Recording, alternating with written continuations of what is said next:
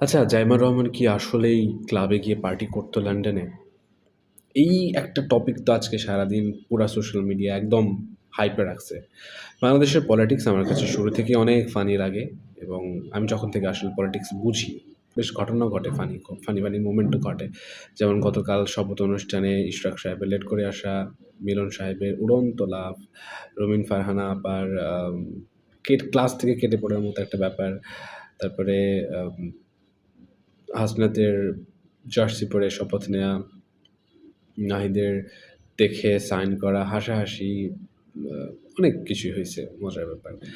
Funny ছিল, মজা ছিল। তারপরেও দেশের মানুষ নতুন করে আসলে আশায় বুক বেঁধেছে। নতুন করে কিছু একটা হবে দেশে। এর মধ্যে আজকে সকালবেলা ঘুম থেকে উঠে দেখি জাইমা রহমানের ছবি ভাইরাল। সে পার্টি করতেছে লন্ডনে।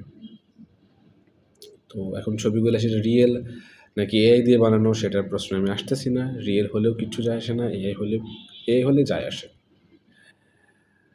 তো রিয়েল যদি হয়, হার লাইফ হার চয়েস। আর সে এমন একটা কান্ট্রিতে বড় হইছে, এমন একটা সোসাইটিতে বড় হইছে, সেখানে ব্যাপারটা খুবই নরমাল।